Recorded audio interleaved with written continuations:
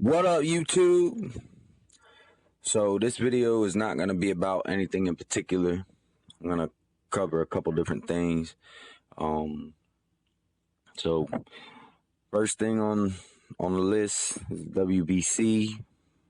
I'm sure everybody knows that they're holding this tournament for, Floyd Mayweather's belt that he has never relinquished, but they've somewhat stripped him of it. About damn time. That's all I got to say. But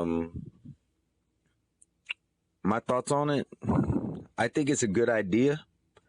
I think it's what the sport needs. But I will point out, well, not really point out. It's already been pointed out by Shady Slim. He brought out a good point. I actually agree with the tournament, but I could see where Shady Slim is coming from as well with the Amir Khan and Danny Garcia. They are the number one and two that that they're both getting screwed out of their title shot. And I can understand that. I can understand how that would make you feel, But at the same time, I have a feeling that, and before I say this, I'm not an Amir Khan fan, and I somewhat like Danny Garcia. I liked him before. Now, I'm not that keen on him, just because we all know that he gets special treatment. But that's not really his fault, to my knowledge. I mean, it could be, but that's not the topic of discussion. But I understand, and I know he's an Amir Khan fan, but I think Danny Garcia is not willing, that doesn't want to fight Amir Khan. That's just my opinion. And it's like I said, I'm not an Amir Khan fan, but I mean, I have to call a spade a spade. I know Amir Khan wants to fight Danny Garcia because he wants to avenge that loss. And Danny Garcia hasn't been looking too great. Amir Khan has been looking good for the most part. Against Algieri, which was his last fight, he didn't look so great. But up until that point, he's been doing pretty good at 147. I will give him that. And I've heard Angel Garcia saying, "Oh, we ain't giving him a rematch. He wouldn't give us a rematch." So I think it's really Danny Garcia. We don't. You got to remember, we don't know all the negotiations and all this stuff. I have a feeling, though, and that's just my theory, that Team Garcia is not being cooperative when it comes to that. But one thing that's more interesting to me is the rankings. The rankings don't really make much sense. Now, Amir Khan, I think he gets more credit than what he's due to be in that number one spot. But I don't completely disagree with it. I mean, this sport is a lot of things are based off of how you see things. And I don't see him as being number one, but you know what? I can see how others see him as being number one. So I'm not really mad at that. WBC has him listed number one, fine. What doesn't make any sense to me is how Danny Garcia is number two. He's only been at 147 for one fight against Paulie Malignaggi. And in my opinion, my honest opinion, Danny Garcia didn't look all that great in that fight. He didn't look terrible. He wasn't running from Malignaggi or anything like that, but I don't think he looked that great in that fight. And that's just how I feel about it. And for him to only have one fight in the division and to be ranked so highly, to me, is just ludicrous. And I commented on, I believe it was 78 Sport TV video saying, how in the world is Danny Garcia ranked so highly? And some people replied to my comment, and they were respectful, and they, they gave me an insight on it, and it's like, and I basically came to the conclusion that WBC has been about bullshit in the past. How in the hell am I going to expect any different out of them now? I mean, it's kind of like Floyd Mayweather. Zone 6 said, you just kind of have to accept him for who he is. Same thing with the WBC. You got to accept them for who they are. They do this shit. No matter how much we bitch and moan about it, they don't change. So how am I going to expect anything different from them now? What I will say is this. If you see me in the comments and you have like an opposing view or something, don't act like a bitch. Because after I had already come to the conclusion that, you know what, that's WBC, that's how they conduct business, whatever. I can't do nothing about it. I can speak out about it, but that's as much as I can do. But somebody left this little bitch-ass comment saying, he's undefeated, duh. And it's like, the fuck? That's your rationale for Danny Garcia being number 2? Is he's undefeated? Well, Thurman's undefeated. Duh. Brooks undefeated. Duh. Errol Spence Jr., he's undefeated. Duh. So, I guess they're all tied for that number 2 spot. Apparently, by this bitch-ass's rationale.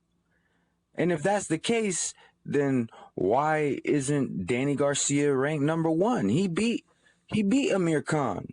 Amir Khan's not undefeated, and he's ranked number 1. So, by that rationale, shouldn't it be Danny Garcia? Now, I know I'm getting off on a little rant, whatever, but my point is, if you're going to comment, please don't comment at me like you're a little 8-year-old elementary girl. Undefeated, duh. Fucking idiot. Anyways, on to the next thing. I want to talk a little bit about Deontay Wilder. Everybody knows that WBC has granted him another voluntary. And when I first heard this news, I really, I was like, you know what? I'm gonna make a video talking all kinds of shit about Deontay Wilder. But then I saw a video by Mr. Boxing Today too. I got a lot of respect for him. I love his videos, and I wish there were more people covering the heavyweight division. I want to cover it more, but I mean, I just make whatever spews out of my mouth. That's what video I bring you. But I was like, you know what? I'm going to get this motherfucker. And then I saw Mr. Boxing Today's video, and he mentioned that Povetkin went to the WBC conference and told him that he wouldn't be ready for a team member of Povetkin, not Povetkin himself, but somebody from his team told the WBC that he would not be ready in January. So now I'm on board with him getting another voluntary, Wilder that is, because I mean, you can't help if your opponent is making excuses now. You know, I'm not going to go into a whole bunch of detail because I try to keep my videos under 10 minutes and I'm already at 9. And not only that, but everything that you need to know is really covered in Mr. Boxing Today's 2's video. And I'll link the video in the description so you can see. But I really can't fault Wilder on this, you know. I really can't. It's so funny because I'm like, I'm not giving this motherfucker no more slack. And and this comes up and it's like, well, I mean, I can't help but to give him a pass because it's not really his fault. It's Povetkin's fault. And there's a little bit of an agenda that Mr. Boxing Today, he he theorized, and it actually makes sense. So, big shout out to him. I mean, if you don't, if you're not subscribed to Mr. Boxing Today too, I greatly I recommend it. I mean, he's a cool guy. He puts out real good content, especially if you're looking for heavyweight information. He's the go-to guy. But really he talks about all the divisions. So don't get me wrong. Don't just think that's all he talks about. That's just his bread and butter, you know. But I'll link the video in the description. I think he covered everything that there is to cover. Last thing that I want to talk about is Bradley versus Rios. I think it's a very interesting fight. I'm gonna go ahead and make my prediction, but I want to point out a couple different things. Bradley should win, and that's my prediction, that Bradley is going to win. Just what you see from both Bradley and Rios. I mean, Bradley should win. Bradley has the tools to beat Rios.